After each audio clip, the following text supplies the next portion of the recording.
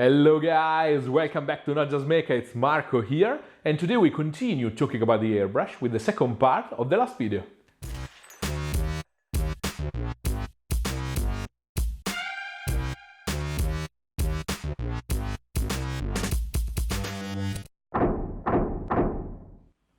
So guys, last week we talked about the very basics of airbrushing. I answered briefly to the common question someone interested in buying his first airbrush usually asks, but if you still have doubts or curiosities, don't hesitate to write me in the comments or suggest your ideas for future videos about this topic. Don't forget also to subscribe, hit the bell button and check the links down below in the description. And if you want to support the channel, take a look to the Patreon page and its rewards. Thanks a million guys! This week we'll explore better the practical side of airbrushing, talking first about materials and tips to improve your work and your experience with this amazing tool. So you have your compressor under the table and your new super shiny airbrush ready to paint something. What else do you need to paint like a pro? Here is what I always have on the table for the everyday work. A little disclaimer, I'll go pretty into details and the scientific how and why this stuff works, because I'm a super nerd, because contrary to what you think, I'm more prepared on science than art, and because if you have this kind of knowledge, you can apply the right product to the right situation without the need of someone unveiling you a magical secret recipe. The central product here is Airbrush Thinner, and everything else on the table is here because of it. But let's start with deionized water for the sake of logic and a better understanding. Demineralized or deionized water is the base for every kind of simple dilution. Even if you don't want to buy the other products because you are afraid of chemicals or other reasons, this is the only thing I strongly suggest you to always have near your airbrush. You can find it in any supermarket and it's super cheap. It's the same stuff your mom put in the iron to avoid rust and mineral clogs. The basic concept of demineralized water, but there are many other processes to obtain the same thing, is to boil the water into vapor and condense it back into liquid in a separate container. Impurities and minerals in the original water do not boil below or near the boiling point of water, remain in the original container, leaving you with distilled water. For this reason, you can use also the water collected in your cloth dryer or dehumidifier, because it's really the same stuff, obtained in the same way. Distilled water is purer than chemically deionized water because deionization doesn't kill a virus or bacteria, but it's not our concern as painters, so it's really the same for us. Just buy the cheaper you can find. It's better than tap water because it doesn't have inside the ton of minerals that can interact easily with your paints and with temperature changes. Few drops of hard tap water left in the airbrush in a very hot day can easily produce salt crystals or a bit of limestone. Our goal while diluting is to change some of the properties of the paint, leaving it all its basic features. So, demineralized water is perfect for the job, since it adds only moisture with a medium-high level of surface tension to the paints, really similar to the original. It's also good for the cleaning step because it doesn't add new solid components to our mixes that become solid when drying and increase the strength of the stuff to clean. You don't need to use demineralized water with the brush because you are not atomizing the paint, so you don't have to worry about this kind of microscopic interactions. So, airbrush thinner. Again, when you thin down your paint, your goal is to have a diluted version of it, but with all its properties at the same place. And we saw that demineralized water does already this with a minimal impact over its basic features. So, why should we need a specific thinner? Because for airbrushing, it does the same job a little better. You need to understand what's inside this bottle so you can decide if you need it, if you want to buy it, if you prefer to mix your own stuff, or you just want to alter its properties. The general recipe for any kind of airbrush thinner is something like 2/3 distilled water, because you need a base of water, 1/3 isopropyl alcohol, and a few drops of acrylic retarder or glycerin that does the exact same work. This recipe solves all the basic problems caused by thick paint inside the airbrush. Distilled water increases moisture and dilution and is the perfect natural base. Alcohol brings in the equation its lower surface tension and quick evaporation time, leaving you in a fraction of a second only 65% of the added liquid's volume to evaporate and dry. The retarder or glycerin increases the drying time of the medium inside the paint, helping to fight the problem of clogs inside tanks and nozzles. You can totally mix your own bottle of Airbrush Thinner with this kind of recipe, but I prefer buying a tested, balanced product that is always the same and gives me always the same behavior, and then I can modify it when and if I need something more specific. People is worried about its price, but you really need few drops of these every time, and a bottle like this of 200 milliliters lasts me months painting every single day. But don't read the instructions on the bottle because they are a total joke. They tell you to put 2 drops of thinner every 10 drops of paint, never mind. Then here we have the Airbrush Flow Improver or Flow Aid. This is not the same as thinner and does a different job. You don't have to choose between the two, but they are meant to be used together if needed.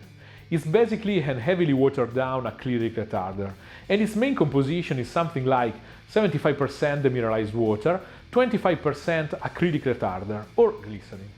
Flow's job is to slow down the drying time of your paint, and now you know that inside the thinner you have already these chemicals for the same purpose. So you can use Flow Improver to enhance this property of the thinner if you think your paint is drying too fast. I think that a lot of confusion around this product comes from its name. That's a bit misleading because in the airbrush it doesn't really improve the flow, and you can understand it looking to its high density and viscosity. This definitely is not something that can improve the flow of an airbrush.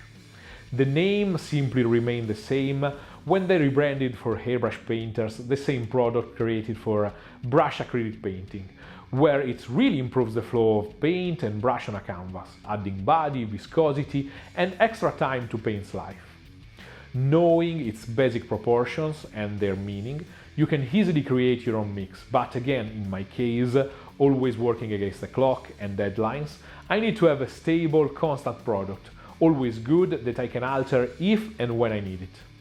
After the explanation of these 2 products, it's pretty obvious why I have this other stuff on the table.